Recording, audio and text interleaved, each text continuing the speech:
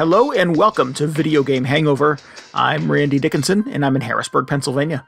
Hello, I'm DJ Ross. I am in Mountain View, California. On every episode of Video Game Hangover, we talk about the games that have been keeping us up at night. This week, that list includes Blueprints. And we're also getting hyped for the Nintendo Switch 2. Nintendo Switch 2! Did you hear about this thing? They're making another one. Oh my god. There were so many unanswered questions from the first one. Yeah, yes. Oh, seriously though, I've been waiting 2 weeks to talk about this thing. We talked the last time, we recorded like 30 minutes before the presentation started, yes. And then we had to wait a full 2 weeks. Probably the maximum amount of time possible between the announcement and when we'd be able to talk about it. So it's been driving me insane for the last week and a half, especially because there was just so much follow-up discussion after the announcement. We should talk about that because that was kind of an interesting head spin, I think. So we want to thank our community, obviously, for not getting your Nintendo Switch 2 news anywhere else. You were saving up, avoiding the internet, avoiding social media, so you could tune in to this podcast 2.5 weeks later and find out what we thought about it. Yeah, this is the big breakdown Nintendo Switch 2. I don't know. I feel like actually everybody stopped talking about it at this point. They just got it out of their system a week ago. But it was an intense week. Waiting for it to get pre-ordered and watching all of our friends in other countries get their pre-orders. Yes, I'm moving to Greece, I should mention. So I heard that's one of the places they're taking pre-orders. Yep. Excellent. Got to load up a van full of United States Americans, and we're going to drive to Canada on launch day. Are they taking pre-orders in Canada? I'm not sure what's going on in Canada. I have no clue. Yep. All right. Well, we'll sort this plan out a little bit before anybody starts driving anywhere. Work out a few kinks. Yeah. Yep. We'll talk about that. What else will we talk about? We're going to stream a game. You're going to stream a game Monday night. Yeah, next Monday, or this upcoming Monday, April the 21st. I'm going to be playing Ghost of Tsushima? ? On twitch.tv/VGHangover at 10 o'clock Eastern. That'll be fun. Yeah. I've heard it's very pretty. For a while. Yeah. It's a very pretty game. I forgot that this was originally a PS4 game, but I'm excited to see how nice it looks on the big fancy PS5.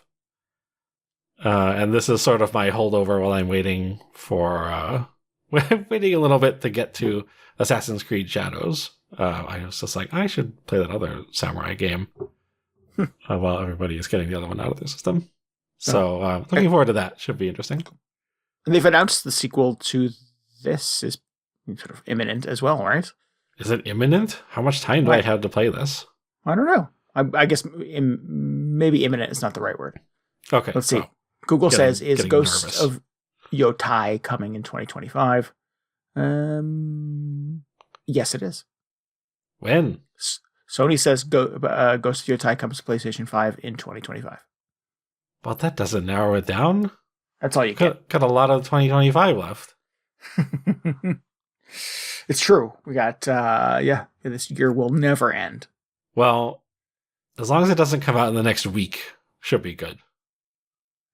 Yeah, I don't know that there's any possibility of that happening. Yeah, everybody's too busy playing Assassin's Creed, so it's fine. But anyway, that's Monday, April 21st. Ghost of Tsushima, excellent. The old one. We're going to see what that's about. See, the Sucker Punch game they stopped making, Infamous, and who's the other one? Sly Cooper Games for. Is this Sucker Punch? Yeah, that's right. Yeah. Wow. Yeah. Oh, wait a minute. I don't like Infamous. Should I play something else? I don't know. This is supposed to be good, though. Everybody likes this one. Yeah.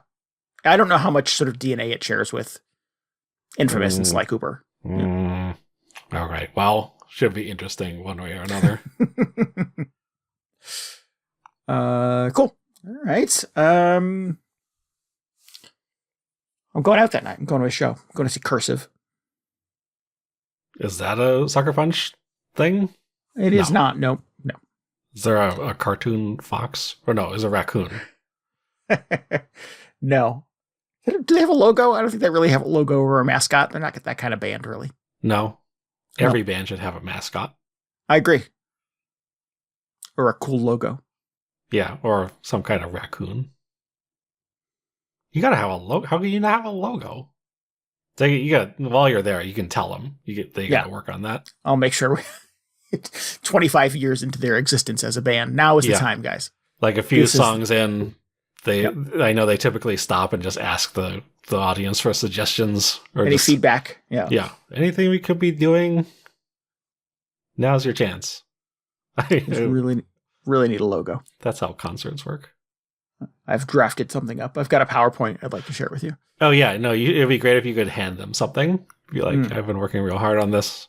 There are a few concepts for you to peruse. Yep. I'm going to send you guys a Teams invite. We'll have a meeting. Oh boy. Sounds like a great show. I know, that's my favorite kind of show. Yeah. Yeah. All right. So I'll miss it, unfortunately, but I'm curious to see what you think of that game. Yeah. Do you want to do Nintendo first, or should I talk about Blueprints first? All right. Nintendo Switch 3. No, calm down. Just jumping straight ahead. Yeah. Let's get this out of the way because you clearly are chomping at the bit to talk about Nintendo Switch. Yes. Yeah. Blueprints. Have you heard of this game, Blueprints? No, come on. I have heard of it. No, Okay. I am looking forward to hearing about it because I don't really understand what it's about. Are you playing it on the Nintendo Switch, though? No, I'm playing it on the Xbox. Okay, well, then it doesn't matter. We'll get to it later. Irrelevant. Yeah. Yep. Nintendo Switch 2. Nintendo Switch 2, it's real. So you said in our Discord that you thought the Nintendo Switch 2 Direct, the reveal. I guess it wasn't a reveal because that was a while ago, but the deep dive. Yes. You said it was a banger. I thought it was a good Direct. They had so many big announcements. God, the timing on this is so weird because there was like a window where you could feel like you could be positive about this, and then it just all went to hell within 24 hours. Within 90 minutes. Well, so I wasn't watching the streams where this is apparently where this was all happening, but gotcha. I had just gotten back from the dentist. I actually watched it before. So in a great mood. You were feeling great, positive. Yes. Yeah. No, it was so early. I was able to watch it actually before I went. So I guess I was just thinking about it the whole time. But I watched it and I wasn't able to go on the internet afterwards. So maybe that's why I had such a positive impression of it. But it was stuff like Mario Kart. Everybody loves Mario Kart. And then, Metroid was there, correctly predicted by the VGHangover show. Mm-hmm. Amazing. But then it felt like they just had so many huge games. They showed off Elden Ring. I don't know if that was on anybody's bingo card. Nope. There was a new FromSoft thing, Donkey Kong, Kirby Air Ride, which is I don't like Kirby Air Ride, but there are a lot of people who I know who have just been clamoring for a new one. So that was shocking. Oh, I didn't know what it was. Stuff was there. Yeah, I didn't remember Kirby Air Ride, and it had to be explained to me on our Discord again why that was significant. So yeah, sounds like fun though. There was some, I think, in the Direct, it was announcing a new benefit for Nintendo Online, whatever, subscribers, and I thought, okay, GameCube boot up sequence, and then that's exactly what happened, and it was just this is what people wanted. This is everything people wanted, right? And Zelda was there. Soulcalibur 2, weird choice. I want the Zelda HD remake from the Wii U. Throw that in the garbage. We want to play the original one. That still looks good. But and then F-Zero. F-Zero is only for me. That was announced just for me, so I was excited about that. But yeah, overall, I thought, great Direct. Lots of good stuff. Why would it was interesting that those were the GameCube games that they were focusing on. So it was a very unusual list of GameCube games. Yeah. Very interesting. Zelda, great choice, crowd pleaser. Yeah. But then Soulcalibur 2 and F-Zero felt extremely targeted, which is, and I'm not saying it's just for me, but not a huge following for F-Zero at this point, I imagine. Yeah. And again, Soulcalibur 2, weird choice. Yeah. But although in the shadow of F-Zero 99 being kind of a big deal on Switch Online, maybe there are people who are like, what's this whole F-Zero thing about? Yeah. I mean, it's weird because they could have announced other stuff like, I don't know, Luigi's Mansion. Yeah. Or, anything other than these two extremely enthusiast titles. These are the 4 GameCube games we can think of right now. But it kind of goes along with the whole rest of the Direct. I felt like there was a lot of sort of like capital G, well, maybe not that capital, but like just gamer games announced, like Elden Ring and Duskbloods, which is the FromSoft thing. So it felt like going back to, I mean, appropriately, the GameCube era, which was before Nintendo was really, I think, as associated with sort of the casual, family-friendly stuff. Right. Yeah, I think that they definitely took a chunk of the show to sort of like show like a gamer bona fides, like these are the things that it can run, and it was like the new Borderlands will come out on the first day for. I fast forwarded through that part. The Switch too, but like the fact that it can, it can do Borderlands, is pretty noteworthy. Sure. Yeah. And that big From Software game, Cyberpunk 2077, running on the Switch that's too. Right. Yeah. Yakuza, my friend, a recent Yakuza game. That's cool. Was the Yakuza 0, right? Is the that's the remake? the best one, probably. Yeah. That's the one I probably need to play then. Yeah. Yeah. But my friend Grant, like his favorite game is Cyberpunk 2077. Oh, is it really? It is, yeah. This is like he's not like doesn't play as many games as I do, so I don't know what his turnover is like in terms of games, but like has spent years playing that game. And I told him that it was in the Switch Direct, and he was like, "You can play it. You can play it." I'm like, "All right, well, if I'm going to play it, this is how I'm going to play it." So, are they not on like your Steam Deck or something? I mean, I haven't looked to see how well it works on the Switch 2 versus other platforms, but TBD, obviously. But I think we were all sort of impressed that the Switch 1 eventually got like Doom and The Witcher and stuff like that. So this is probably kind of in that. But I think, they were definitely trying to show like it is more powerful, and here is what we can do with it. So that was like, when Switch 1 came out, people were like raving about, what was it, probably Witcher 3 at that point. They're just like, can't believe I can play this on an airplane. Yeah, and that was before the Steam Deck, so that there was the concept of taking like big AAA Monster Hunter games on the road with you was a rare treat. Yeah. So a lot of good stuff, right? Yeah. And then I was just like, I forget how I sort of got keyed into the fact that maybe not everybody had the same reaction to this as I did. Yeah. Well, there was some like weird, like, the usual Nintendo weirdness, like they led with Game Chat. Game Chat thing, yeah, turns your Switch 2 into Discord, and look, there's a cute little camera that sits on your TV stand. Mm-hmm. Did you not think this was a cool thing? I don't think it's for me. Like there's no scenario where I would ever use this. I don't think. Mm-hmm. I kind of had the same reaction. I thought I probably won't use it, but brilliant addition, I think. Yeah. If this existed during the pandemic. Oh yeah. That's a whole different thing, obviously. But like my need to have like camera on gaming sessions with my friends is pretty minimal at this point. Well, I feel like, I'll probably not never use it, but there's a whole audience why I feel like this is like all they want to do. Yeah. I think so. You think it's a generational thing? A little bit. I haven't really seen how well it works, and maybe nobody really knows actually how well it works at this point, but if it's easy to just be like, oh, Randy's online, check out this thing that I'm doing in this game. If I can like do that very seamlessly, which who knows? Like, that's cool. Yeah. I wouldn't just be like, it's not going to be like the Xbox Live days where you hop on and join your party of friends who are all just like streaming their games. That's not me, but I imagine a lot of people will do that. Okay. All right. Yeah. I'm it's not lost on me that this is maybe just a me thing, but it did seem surprising to me that Nintendo was like, look, we invented voice chat. I'm like, well, no. Look, we invented Discord.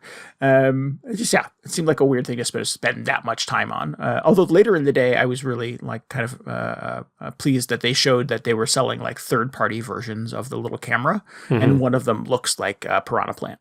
Oh yeah, no, I think like if I'm gonna get a camera, which again probably not, it would be that's the one. Piranha Plant one. Yeah, because you have to get that one. Because then it's just a little Piranha Plant statue that sits on top of your television. yeah, that's cool. Yeah, and shares your private information with Nintendo. Yes, just like like all Piranha Plants. Right. He's walking around the house naked again. I thought you were talking about the plant. I was like, they've never worn clothes. But I was disappointed that the game chat thing is not free. Like, you have to have the subscription, which on some level I'm like, okay, that kind of makes sense. But do you not have the subscription? I do, and a lot of people do, and it's sort of just like everybody pays to play online on consoles now. It's just something people more or less accept, as opposed to like when the Xbox came out. But it is a shame that it seems like something that it's so integrated into the system, they can't just throw people a bone and even have like a light version of it. Yeah. I think if they're super smart, particularly since, and we'll get to this, like all of the hubbub around price and cost of games and like yada yada. If they like everybody who buys a Switch 2 gets 3 months of online for free or something like that, so you could play with. Or if you buy a camera, I guess you'd have to have the camera. Yeah, right? If you buy a camera, you get 3 months of. Or something? I don't know if they give you any subscription time, but I mean they're also making it free for a year when the Switch launches. Oh, are they really? Okay, that did they announce that at the Direct? Yes, yeah. Missed that entirely. That's how I know about it, I think. Okay, cool.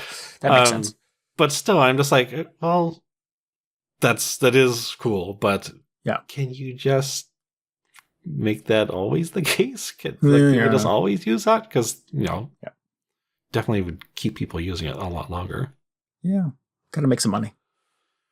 Yeah, well. I don't know what subscription numbers look like for the Nintendo Online thing. Yeah. I think like the cost proposition of Nintendo Online is pretty good. I think it's better than the other consoles. No, I'm happy to pay for the. I mean, maybe I'm not happy to pay for it. Of course, I would love to get everything for free. It hurts less then, yeah.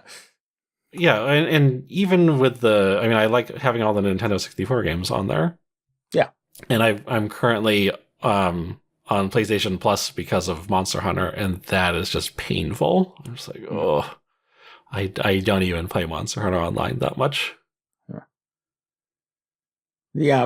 The PlayStation thing with the tiered whatever programs that they have now, I don't understand. I don't understand the tiers. Yeah. I don't understand what comes with each tier. I thought I could play Blueprints for free because I had a subscription, but I don't have the right tier. Yeah, the one where it's like what PlayStation Plus used to be when it launched is like nightmarishly expensive now. Yes, because it was like, if you want this game, you can upgrade your tier for $129.99, and I'm like, no, I'm just gonna go to Game Pass and play it for free because it's included. Well, not free, but you know what I mean. Yes, yeah, free. Included. Neither here nor there. Game Pass probably costs more annually than PlayStation Plus, though, doesn't it? I don't know. I haven't done the math on that. Yeah, I'm sure somebody has, but. Well, I mean, it depends what value you're getting out of each service, but yeah. At the end of the day, I feel the best about the Nintendo's offerings. Okay. So mix on game chat. I don't really sort of see it, but if you think it's cool, then so be it. Maybe again, it's not for me. The stuff about like the the game cards that you could share with your friends that don't actually have a game on them. It's just a game key. Was like, again, like weird to slow down all of the like video games to like talk about this weird mechanical thing. That's yeah. I like people seem really upset about this also, which I didn't understand. It just felt like a better way to manage sort of digital games if you're doing a lot of sharing. It sounds like it would be very good for like households with children, but also that's not me, so I don't fully appreciate. I am also not the target audience for that.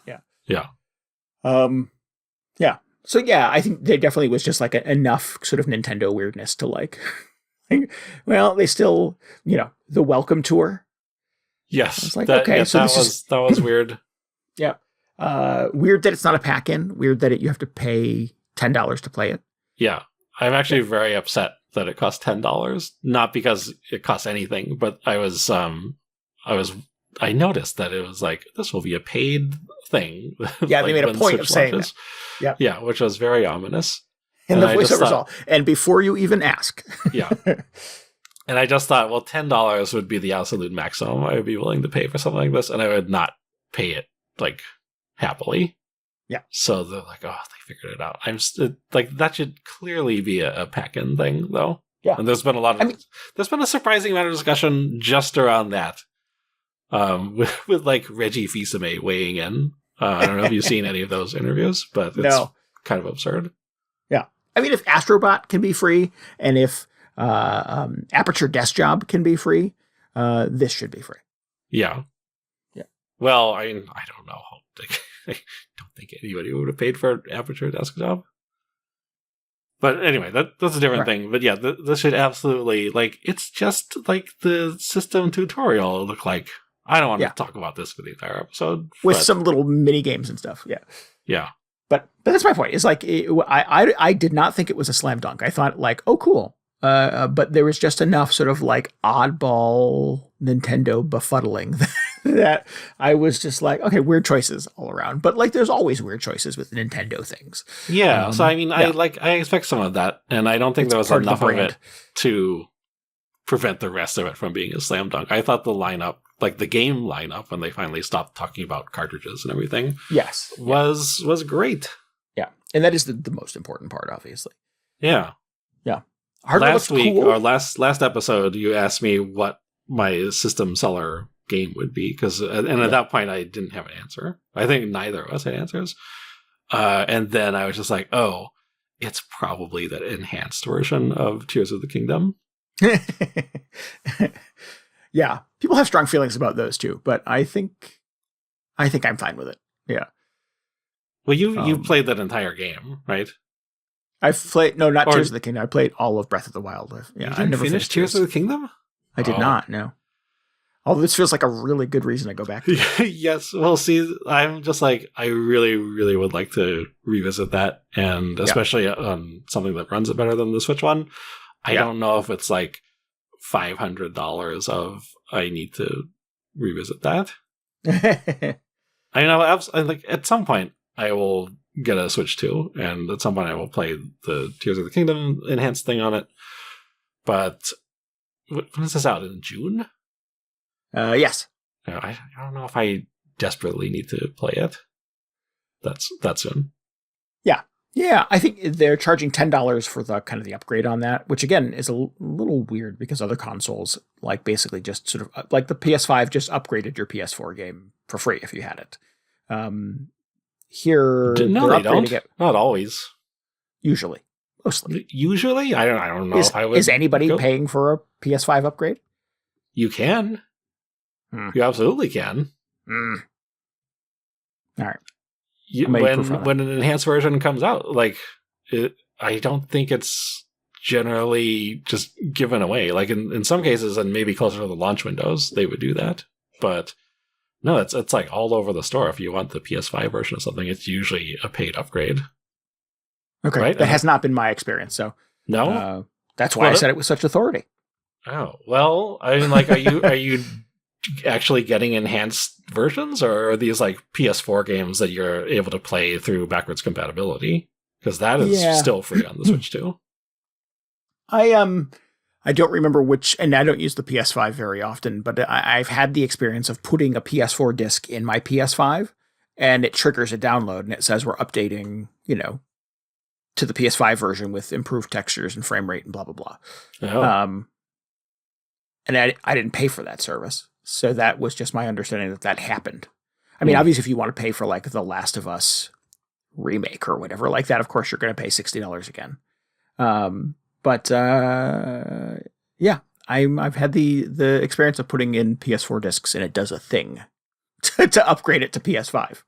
Well, I mean, I'm not saying that never happens, but it's also, I mean, I'd say it's like I expect to pay for it if there's a PS5 specifically enhanced version of something. Yeah.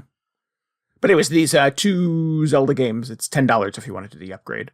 But that is free if you have the Nintendo Online. So you get that included. That's also good. Yeah. Yeah. I didn't even flinch at the $10. I mean, I would love to never pay for anything in my life. Yeah. But I was just like, that's fair. $10 for whatever they're doing with it so I can play it at a real frame rate. And I'm usually not someone who cares about that sort of thing. Yeah. I think people have strong feelings about, Tears of the Kingdom.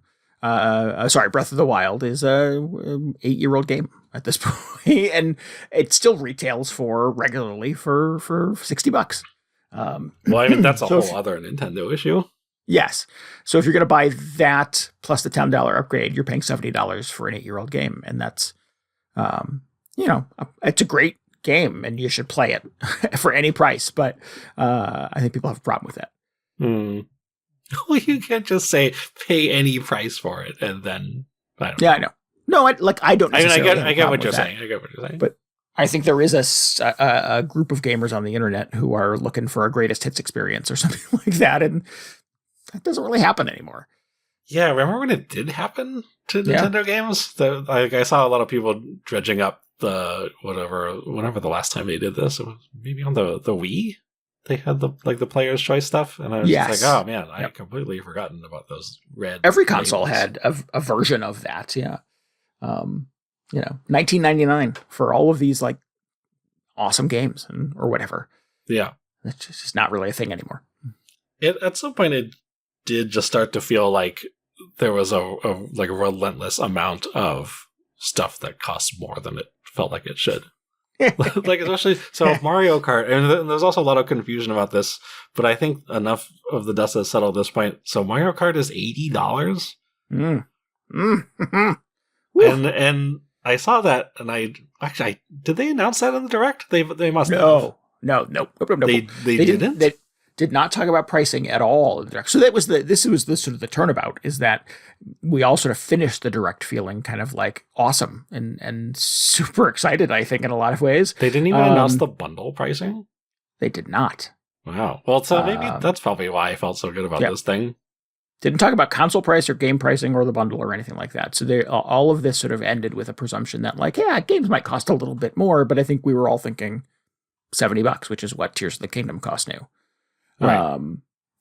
But about 90 minutes afterwards, I think it was, some of the folks that were streaming reactions and things like that started getting press releases from Nintendo that included pricing for games and add-ons and accessories and the console and the bundle. And it was a lot more than I think people were expecting. Yeah, and it's still sort of ambiguous how far that extends across the rest of the Switch 2 software. Like, it sounds like it's not going to be every single game. But I don't even. Yeah. It's hard to tell even if it's going to be all Nintendo first party games, because like Tears of the Kingdom was much more expensive than other Nintendo games, and that so far has been the only one that costs that much. Is that right? That's true.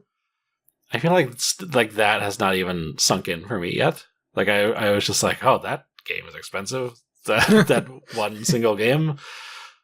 I think it's the only game I've ever paid $70 for. Yeah. Yeah. It's like. Not excited to admit it, but then like Monster Hunter, I think Street Fighter 6 was $70.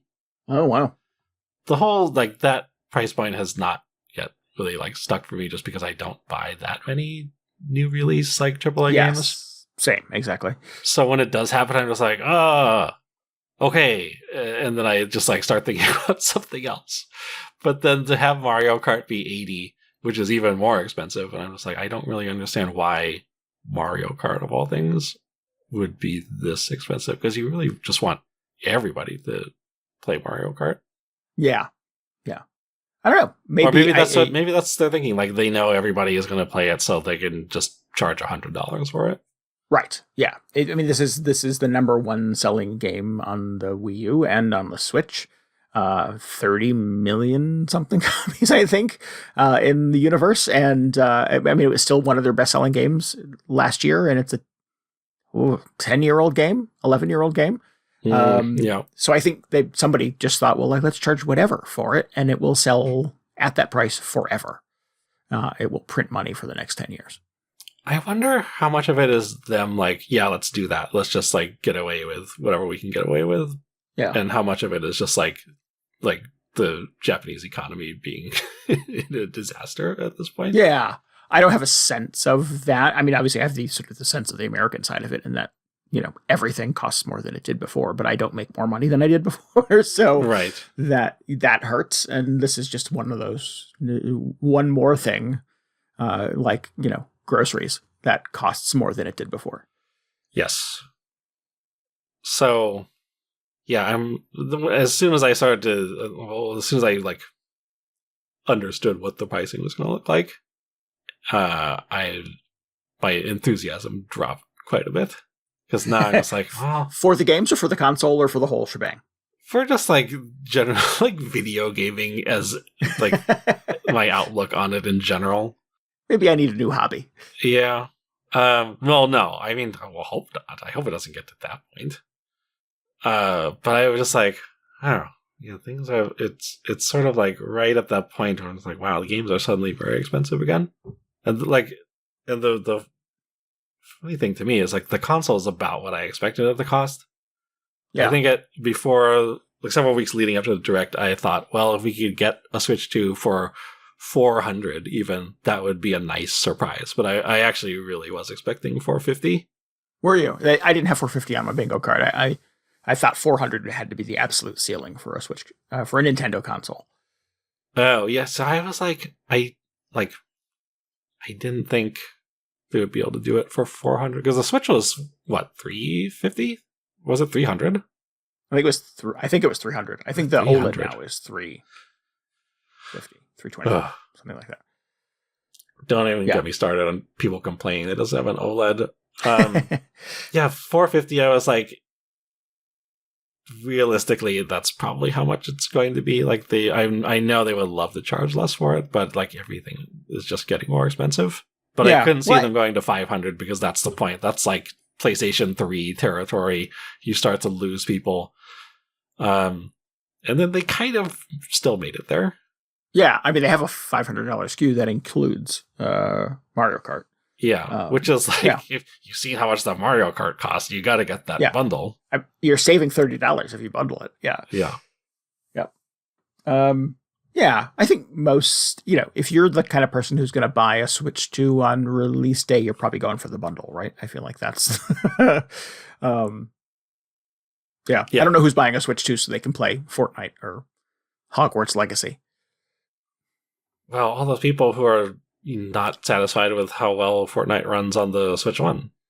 Well, I don't know. I don't know if people are getting it exclusively for that, but I imagine a sizable number of people will just migrate directly over. Yeah. From a pricing perspective, I think $450 gets you the most basic version of the Steam Deck, which doesn't have as nice a screen, doesn't have as much memory, doesn't, do all the, doesn't play Nintendo games unless you hack the shit out of it. So I think, from a value proposition, I think it's about right. But I don't think that was crystal clear to me on the day of the first when they sort of first started talking about pricing. I was like, ooh, yikes. That feels like a lot of money. It is a lot of money. Yeah. Yeah, it doesn't just feel like a lot of money. It is. That's true. It is a lot of money. Yeah. And then we're sort of in this weird time warp now, in that, to your point from earlier, that it is pre-orders are happening in other countries, but we're in, tariff land right now. And there's all kinds of wacky shit happening as far as sort of pricing for anything imported going on. Yeah, who knows what this thing will ultimately cost once, our amazing American leadership has its say. Mm. Well, they said they're pausing the tariffs for 90 days or whatever, right? So Nintendo just turn them back on. So that gets us about a month of Nintendo Switch sales. Yeah. Yeah, that's a whole other thing that was completely out of Nintendo's control, and they probably anticipated it somewhat, but I think it caught everybody by surprise. Yeah, I don't blame Nintendo for that. I think we all knew who to blame, but But it's just like another thing that happened after everybody's already very upset about the pricing, right? And those two conversations naturally, as they did here, segue into each other. So yeah. It's that part's a little bit of a bummer. I'm excited about Mario Kart. I think it looks great. I'm weirdly excited about Donkey Kong. I think that looks amazing. I can't wait to play that game. I don't know if they confirmed this or not, but people are saying that it's the Mario Odyssey team making that. I have heard that as well. I mean, it looks like it. If you look at like the fonts in the footage they showed, you can tell by the fonts. By the font. Yeah. I mean, it looks structurally very similar to an Odyssey game. I mean, it's basically Super Donkey Kong Odyssey. Yeah. It does look really good, and I don't even care about Donkey Kong in the slightest. No, nor do I. Oh, maybe I'll play a Donkey Kong game. I've never been excited about a Donkey Kong game ever. So it's yes, if you want to make me less excited about something, put Donkey Kong in it. Put Donkey Kong in it? Yeah, totally. I agree with that. Yeah, I'm bummed it's not Super Mario Odyssey 2, but you're not going to get Super Mario Odyssey 2 and Mario Kart World on the same day, of course. Right. So, well, you're not getting Donkey Kong the same day either. No, you're not. Later. No. Like 6 weeks, I think July something, late July. Yeah. Everybody's got to get through Mario Kart. Man, I'm maybe more excited than I thought I would be for Mario Kart. I love the idea of a kind of semi-open world Mario Kart game. Yeah, so this is another thing that just didn't really, I don't think I fully comprehended what this could potentially mean. And again, we're recording this, the week before the Mario Kart Direct happens. Our timing is impeccable all the time. Yeah, it's bad. So we don't know anything about Mario Kart. By the time you listen to this, everything will be known once again. So horrible.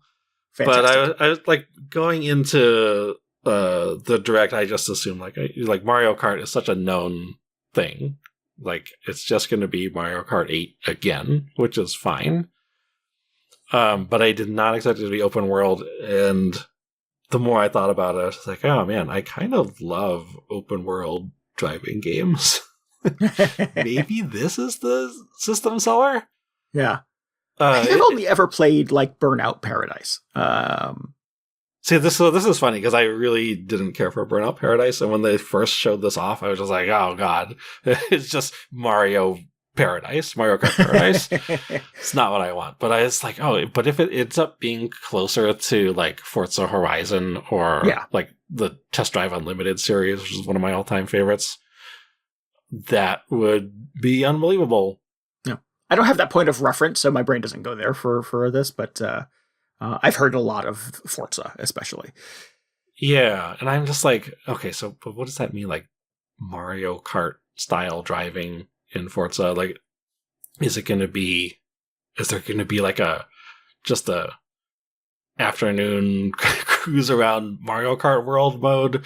Is it going to be people throwing turtle shells at you constantly? I don't know. So I'm very curious about this. The Direct, which has already happened at this point, to tell me how excited I should be about this. But yeah, it kind of caught me by surprise after I put some thought into it.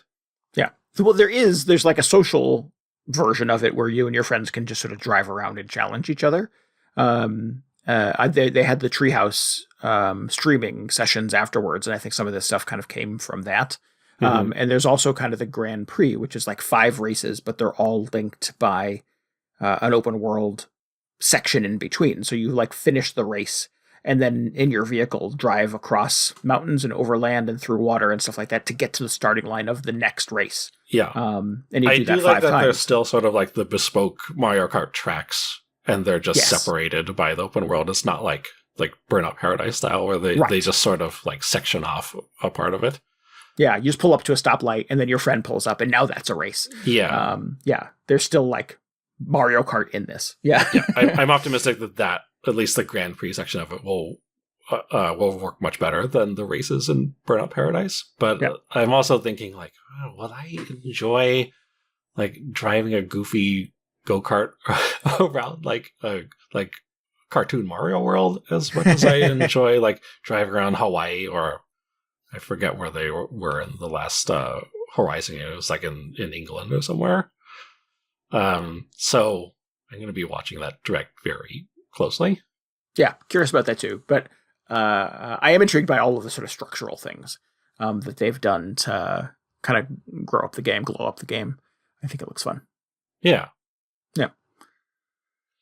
I don't know if it's $80 fun, but is it like $50 pack-in fun? Yeah. Sure, totally. Yeah. And let's be honest, that's exactly how I'm going to experience it. So I just think it's such a bummer. Like the whole sticker shock thing feels to me like maybe, well, definitely fewer people will be able to pick this up as soon as they're hoping. And it feels like that's disappointing because you really just want all of your friends to be able to hop on Mario Kart with you right away.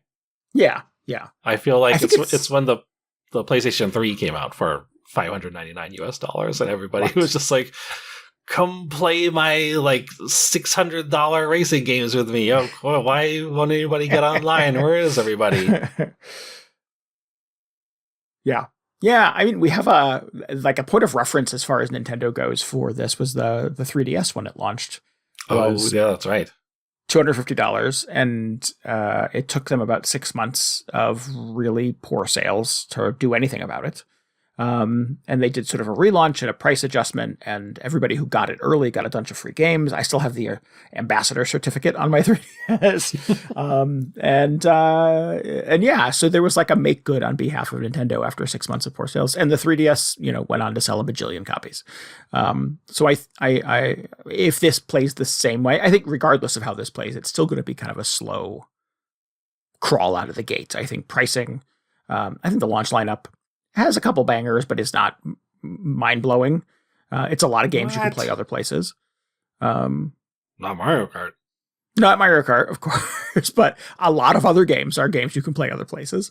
So yeah, I think I don't think it's going to be a bajillion of these sold in a weekend. Oh, you don't think so? Nah, I think it's going to sell regardless. Yeah. At least in like the first few weeks, but then we'll see how the adoption goes after that. Yeah. I think by Black Friday, if it's not where Nintendo wants it to be, you'll see incentives and bundles and all kinds of other stuff coming up the pike to like get people on board. I'm just paranoid they're going to like hike up the price even more because of the tariffs. Yeah, I think that's a real possibility as well. Yeah. So yeah, if you want to get one for $500, you probably have to do it in the first 30 days.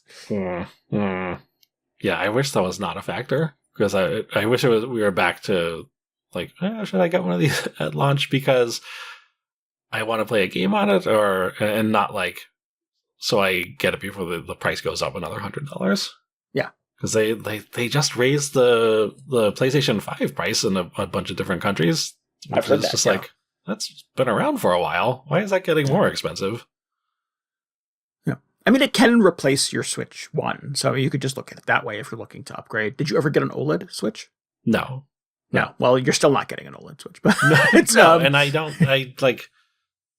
I never look at the Switch screen, so it's fine. Oh, that's true. Okay. Mine is 99% handheld, so I like an iScreen, but I still don't care, honestly.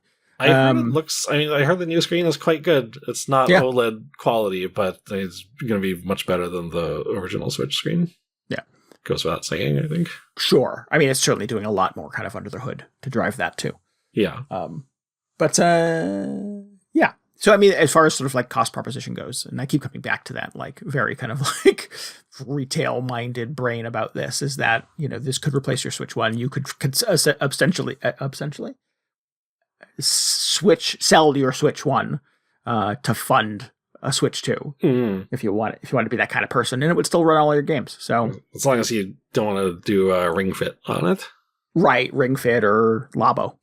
Oh, no, that's fine. Although I like Ring Fit. We do play that every now and then. So yeah.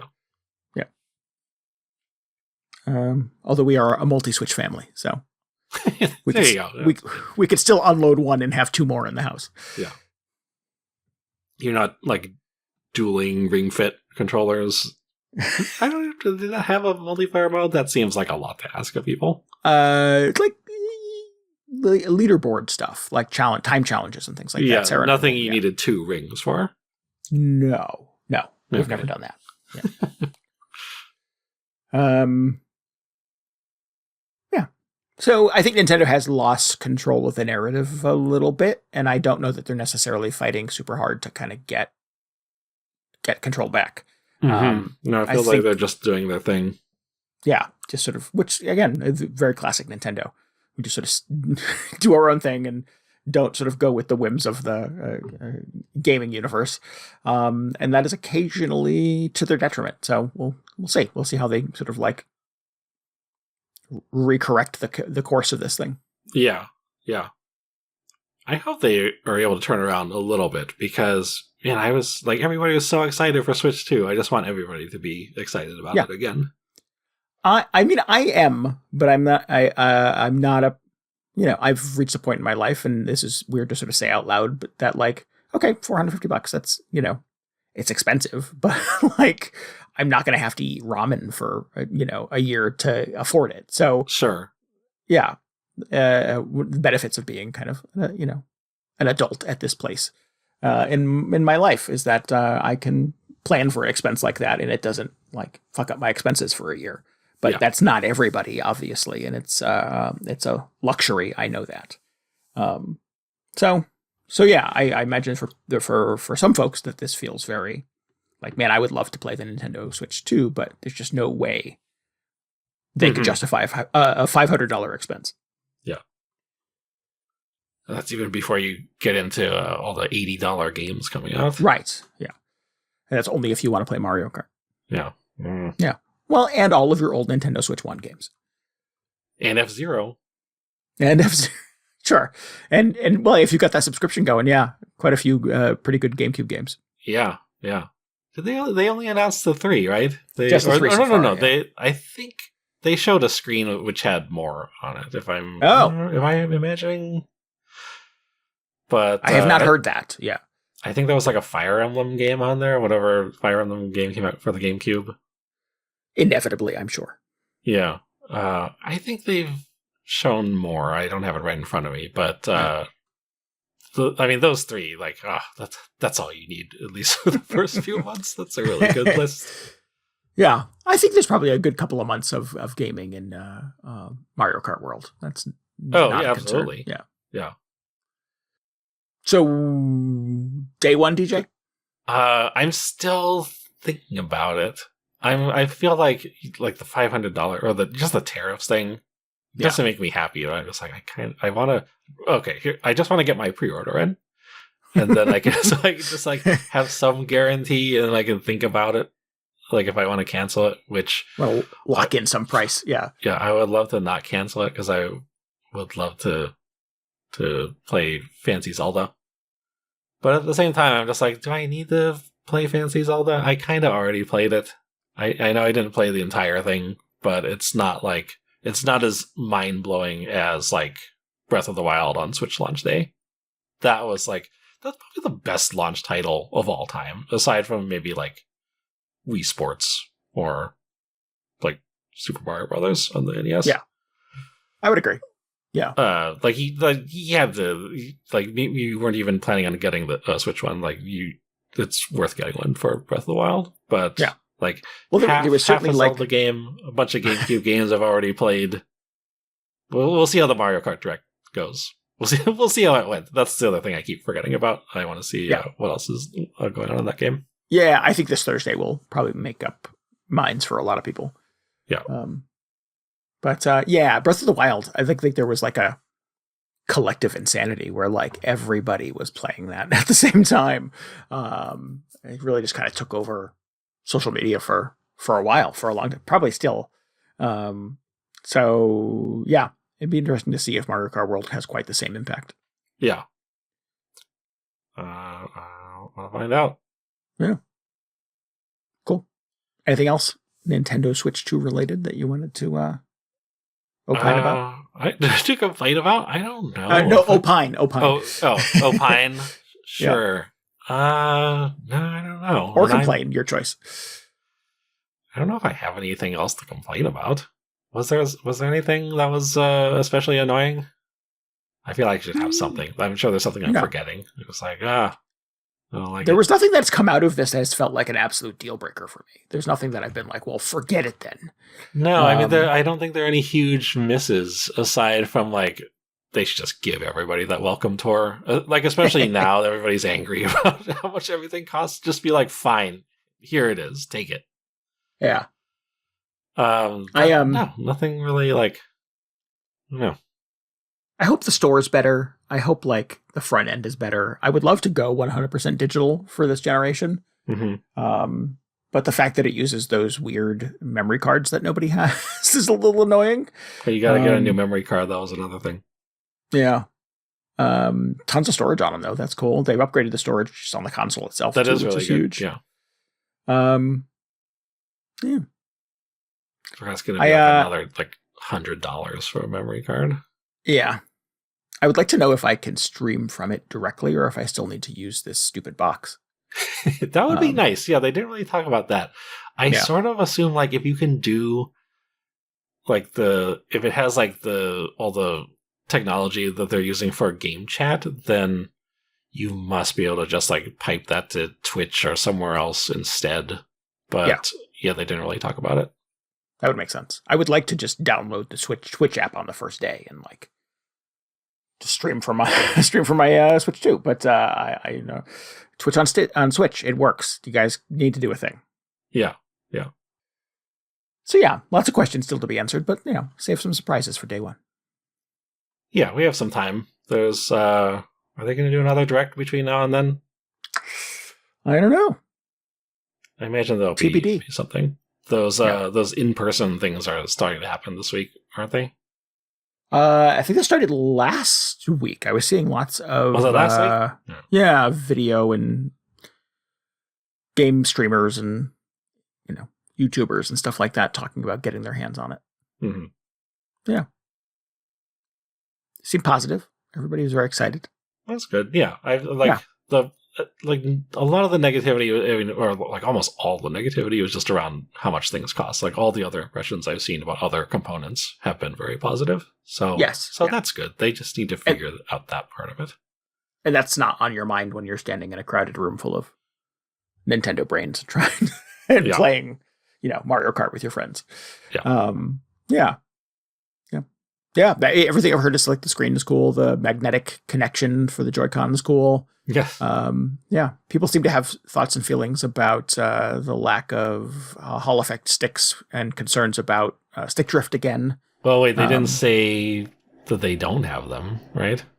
I think that is confirmed. They don't have them. Oh, they confirmed. Oh, okay. Yeah. I read some comments from Nintendo reps where they were being very coy. They're like, we've made improvements.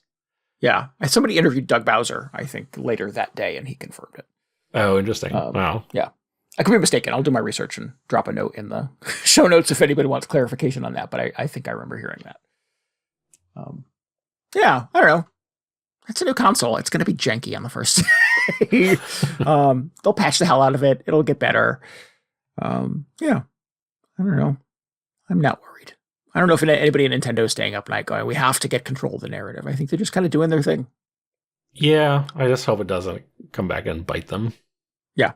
It's interesting to sort of see the perspective, and I don't know who these three kind of like lead developers are that they had on the program, but just how young the three of them are. Oh, yeah, the actual Switch sort of producers, or I forget Yeah, what the their titles architects were. of the device. Yeah. Just that one guy wearing a very interesting coat.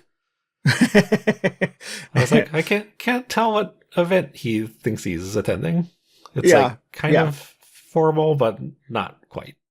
Yeah. It's very I interesting. mean, I'm used to kind of the old guard of Nintendo and their supercuts, haircuts, and and sort of a little stuffy, but like a very enthusiastic perspective on presenting new games and stuff like that. So to see that completely replaced by these three young, enthusiastic guys was kind of an interesting take on a Nintendo event.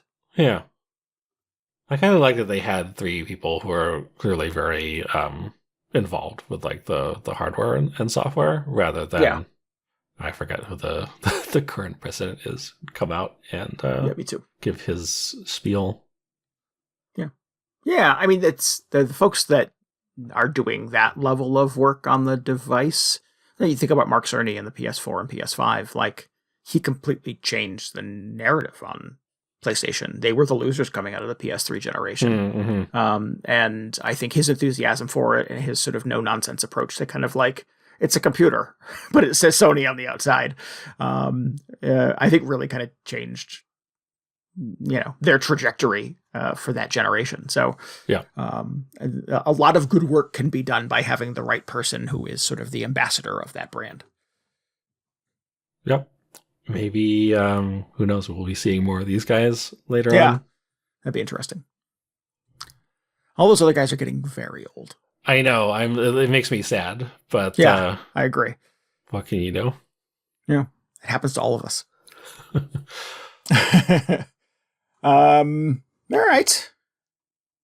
All right, let's do 20 minutes on Blueprints. What is this about? Blueprints. So this is a cool new puzzle game that came out last week. Where does this sit? Let's just like between Lorelei and the Laser Eyes and The Witness. Where is it on that spectrum? Or are those on the same? Where are those on that spectrum? I don't even know if that's a good. Well, it's funny. Framing. I mean, this is as I was reading sort of more about Blueprints, as it was, the reviews were starting to come out of this a little before release, and like very enthusiastic. I think it's still the top rated game of the year on OpenCritic and on Metacritic. And I was like, what is this thing? I've never, like, up to that point, I had never even heard of it. Yeah. You're wandering around a mansion solving puzzles. And I'm like, I've played this game. This is Lorelei and the Laser Eyes. Aren't you like building a mansion or something? So this is where it sort of differs from Lorelei, in that every time you walk through a door in the mansion, like the starting hallway and like the grounds and stuff are kind of the same every time, but like from the front room, there's three doors, and when you walk through any one of those three doors, you're presented with three randomly shuffled cards of what the room type is on the other side of the door. It could be a bedroom, it could be a reading nook, it could be a closet, et cetera, et cetera. And as you play further and further, you unlock more versions of different rooms, and they're shuffled into your kind of hand. Essentially, they're drafted into the blueprint randomly. I think randomly. I suspect the game has a path in mind to a degree, and it doesn't ever seem to sort of give me the one that I want the most. I'm like, geez, it would be really nice if there was a door like on the right side of the room, maybe a bedroom that goes to the right and has another door that goes to what could be a closet or a bathroom, just because I'm trying to, it's a grid. It's like a 6x9 grid, and you're trying to sort of find the secret 46th room on this grid. And you have to plot in 45 other rooms to be able to get there. And you're doing it all through kind of unlocking additional blueprints for new types of rooms and shuffling these cards in and picking one of three at random to hopefully continue your exploration of the mansion. You could paint yourself into a corner. You could like not have left yourself any rooms that go north with doors that go north. And you want to pull a card that hopefully has a door on that side, and it doesn't. And you've you're done. You basically are baked. You can't go any further. And you have to go back to sleeping in your tent out on the mansion grounds, because you're not allowed to, there's like ground rules that your uncle gives you at the beginning. You're not allowed to spend the night in the mansion. Why? Nobody knows. But you have to go sleeping in the tent and come back the next day and start over. And he will have erased all of the blueprints that you put down, and you have to start over from scratch. So it's a bit of a roguelike in that way. I was very surprised to read that. I just learned that this afternoon. I was like, well, what? Like, how can this type of game be like run based? It's very surprising. Yeah. Well, that has been my experience with it, because my first attempt at playing it, I did not leave myself any doors that go north, and I really just kind of filled in the bottom 6, and I was like, well, I've screwed up. Let's go to day 2. And then I got a little further, and then a little further, and I kept running into scenarios where I was kind of like drafting myself into corners, essentially. I had not left myself enough pathways to go north. And some of the pathways require you to resolve puzzles. You'll encounter locks, you'll encounter like entrance conditions. Like I really need a kitchen so that I can like restock. There's like food has some value on the number of steps you can take and things like that. So you need special rooms to sort of pop up. You get 50 steps, and the step is counted anytime you enter a room, even if you're backtracking. So you have to be planful of that as well. And after 50 steps, you're exhausted and you have to end for the day. But you can alter that. If you play a bedroom card, you can gain 5 extra steps. There's another one you can do that actually costs you steps.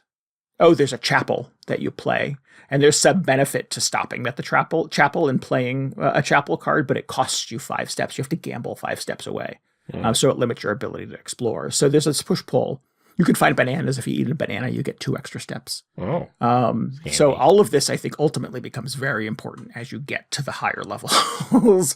And you're probably finishing the game and finding the 46th room with like 2 steps left on your day. I have not really good run. You just find like 100 bananas. You're just like, right, yeah. I'm sick. You can find. Spoiler: I will not share that information. All right. Yeah, but there's. My last run was my best run, so I'm getting better at it as I play, which is what you want from this kind of thing. I'm finding new rooms that I had not found before that have additional puzzles and additional benefits to them that are really interesting. And it's true, you do find sort of things like the messenger or like Lorelei, where like there's a clue or a hint or there's a utility closet you can play almost from the beginning. And it has a cabinet in it with a bunch of toggle switches, like circuit breaker switches. And some of them are later labeled and some of the labels are kind of rubbed off. And you can turn them on and off randomly and you're not quite sure what you're impacting or changing. But as you get further into the house, you start to see what some of those things control. Now you can run back to that first room and start flipping switches in the utility closet again, but you're wasting steps that way. So you have to sort of be thoughtful about those things. So I think some of the puzzle of the game is kind of unlocking or understanding over time how everything is kind of interconnected and what is the most efficient way to get through a run. Oh, so like the next run you do, those switches will control the same things in the house? Correct. Yeah. So you carry that knowledge with you. Yeah. Interesting. Yeah. Okay. Yeah. So like the rest of the time, what sort of puzzles are you doing? It's a lot of like unlock conditions and things like that. It's there's a few little like you need gems. You can spend gems to access certain types of rooms or to unlock different kinds of cabinets and stuff like that that have keys in them or key cards or things like that. And if you can find a gem and like you'll go into a room where your uncle has left you a riddle and 3 boxes to choose from and a key that only opens 1 box and you only get 1 chance to do it right. So you have to sort of solve the riddle. And it requires you to have some knowledge of things that have happened elsewhere in the house and et cetera, et cetera. So it's a lot of things that kind of, I think similar to the messenger, similar to Lorelei, that kind of stack on top of each other over time. Whereas the first time you sort of encounter that puzzle, you're like, I don't even know what this is talking about. But like by your third run, you're like, I know exactly what this means. And I saw it in this other room and I have to go back and read that book, or I have to look at the screenshot that I took because I've taken 500 screenshots of this game. The game tells you it would not hurt to have a notebook. It doesn't have a log. You have to kind of create your own log. So it's like Lorelei and the Laser Eyes in that way too. But yeah, it's good. I don't know if it's like best game of the year so far good. But I didn't feel that way about Balatro until like I spent 70 hours with it. So I don't know if I've necessarily seen everything that Blueprints has to sort of show me at this point. But I like the more I play it, the more I'm like, okay, I get it. I understand there's some cool stuff happening here. I sort of see it. And I suspect those reviews were written by people who spent a lot more hours with it than I did. Does it feel like you'll get to some point where you just like know how to complete the game, like you know all the puzzles, or the puzzles like is there some variation to it aside from just the randomness of the rooms? There is some randomness to the puzzles as well. So like the one I was talking about where there's a room that has 3 chests in it, you have to pick the right chest based on a riddle. Okay. Yeah. Like it's not always the same chest every time. So yeah, like you start to understand kind of the language of it and what things refer to, but like you don't always know the solution necessarily. Got it. And the location of things will change. So like at one point I found like a storage room and there was a magnetic key card in the storage room. And I was like, I know exactly what door I need to use this in. But the next instance of me playing the game, that key card was not in the same place. Yeah. But the door that required it still was. So like to me that said there's like the card is still here somewhere. I just have to find it. Interesting. Yeah. So it's again, I as a gamer, I suspect you probably know from hearing me talk about this whether or not this appeals to you. I like kind of the riddliness of it. I kind of like that it's run based. I think that's kind of interesting. It is a little frustrating that it kind of shakes the Etch-a-Sketch every night and you have to start over from zero. But I think like any roguelike, you feel a little smarter and a little braver and you get like a 1 or 2 rooms further or a layer further into the house than you did the last time. And you're like, I know exactly what I did wrong. I have to do it again now. Yeah.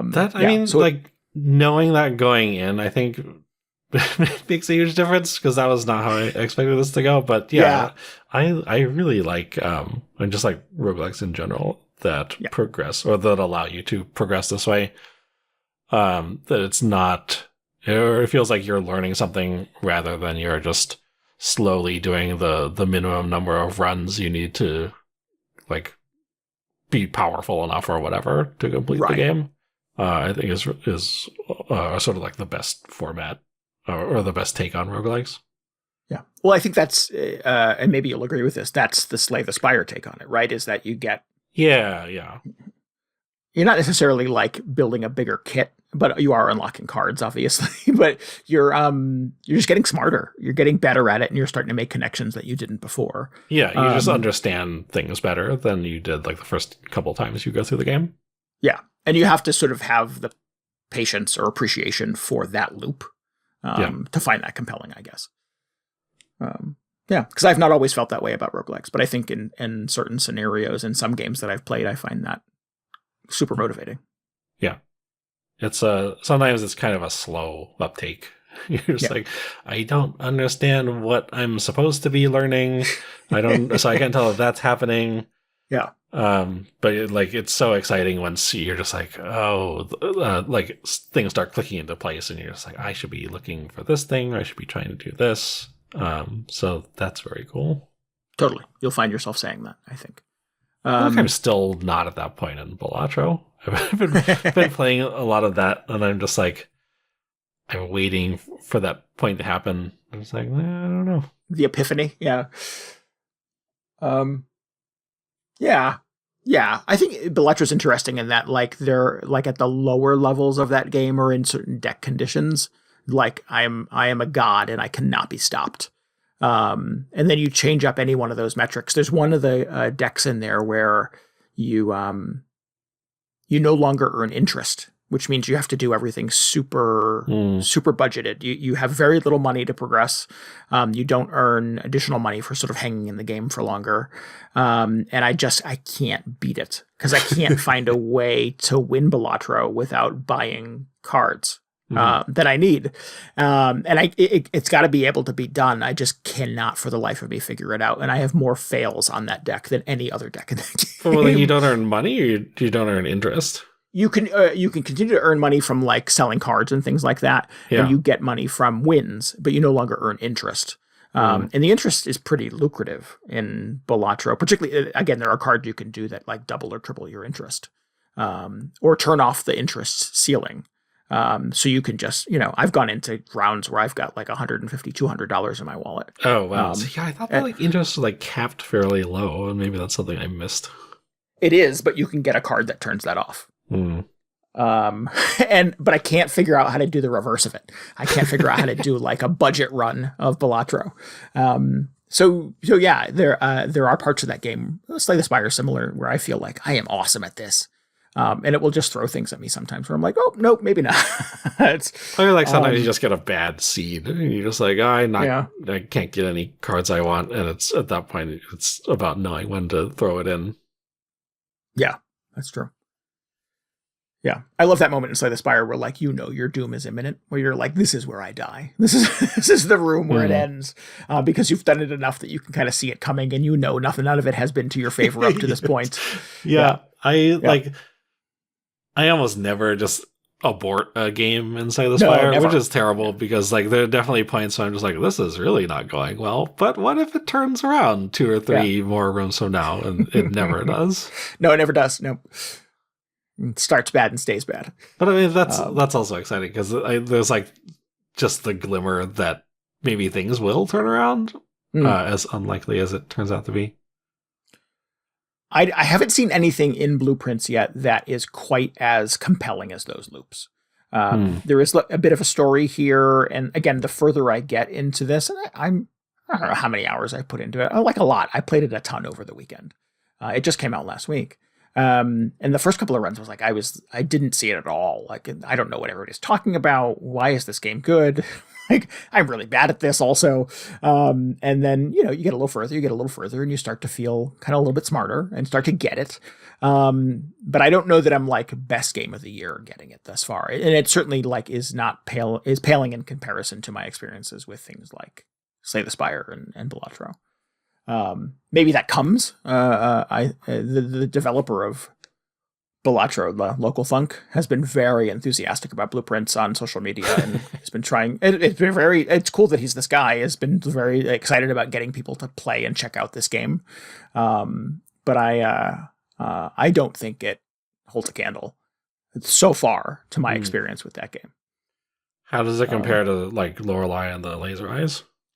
Or like I don't know what else is like comparable to that really. Lorelei's hard because it's so dense so soon. Yeah. And I've bounced off of it twice so far because of that. I just get to a point where I'm like paralyzed by how many puzzles and clues and hints and books and everything that you read. And this doesn't feel nearly as overwhelming as Lorelei. I think it's good. Yeah, it's smarter about the way it sort of like kind of meters these things out to you. I think to the extent that you might be a little bored initially. I kind of was, but stick with it. I kind of expect that a little bit. The reason I did just get into this right away because I've seen so many people just saying the most superlative stuff about it is like it seems like one of those games where you just have to like mainline it for a week because it's not something you can easily walk away from, or it's not something I imagine you can very easily walk away from it, but it's not something you can come back to and just like reinsert yourself into and not have forgotten everything. Yeah, I can see that absolutely. So yeah. I'm going to keep plugging away at it. I certainly have not found the 46th room yet, but I've gotten pretty far, having a good time with it. So this is called Blueprints. It's on lots of stuff. It is included with Game Pass if you have Game Pass. It's included with one of the tiers on PlayStation. I can't figure out which one. And it's on Steam. And I believe it's Steam Deck compatible. So that's cool. Yeah, if this appeals to anyone, would definitely recommend checking it out. Particularly if you like any of the other games that we were just sort of comparing it to. I don't think it's on iOS, and I'm really looking for something to just stop getting me to open Slay the Spire. Because I'm just like, I want to play something else, and I end up just going back to it. It's like, why am I still here? That feels inevitable. I suspect it will probably come to mobile at some point. It feels kind of built for it. Yeah. Okay. Well, then maybe I'll wait for that day. Yeah. We should wrap this thing up, right? Yeah. Well, I was just thinking, like, maybe I should play Blueprints on Monday instead of Ghost of Tsushima. But I've been waiting to play that game for a long time, so I will stick to the plan. Yeah, we can certainly put Blueprints in the rotation for later. Yeah. That'd be fun. You're gonna speed run. Right, exactly. If you need, I'm a little ways away, I think, from that experience, but I'll let you know when I get there. Yeah, sometime you can work on it. If you need any more video game hangover in your brain, you should definitely follow us on Blue Sky. Just search for VGHangover.com. You can always get show notes and links and tell us what you thought about this episode at VGHangover.com. We would love for you to join us on Discord. You can chat about video games and the Nintendo Switch 2 and all kinds of other fun things that have happened. You can get a link to that at VGHangover.com. And we would love it if you would subscribe, rate, and review us on your podcasting app of choice. Maybe help us out by telling your friends about the show as well. Yeah, that really helps us out a lot. Helps us grow the listener base and get more people into the crowd to complain about Nintendo Switch 2. I don't know. Speaking of Nintendo Switch 2, again, don't know where this is going. We want to give a special thanks to RJ Lake for our intro and outro music this week. If you'd like to hear more of his work, you can go to spellmynamewithebang.bandcamp.com and just download everything there. That would be terrific. Yeah, definitely. Nice segue, DJ. Good job. Thanks. Yeah, I was working on that one. Make sure you tune in Monday night where DJ is going to be streaming Ghosts of Tsushima. That is April 21st at 10 p.m. Eastern Time at twitch.tv/VGHangover. And we will be back in your ears a week after that with a whole new episode. Talking about Nintendo Switch 3. Yeah, just keep them coming. Yeah. Mario Kart Universe. Until then, this is Randy Dickinson. This is DJ Ross. Thanks for listening to Video Game Hangover. Goodbye. Good night. See ya.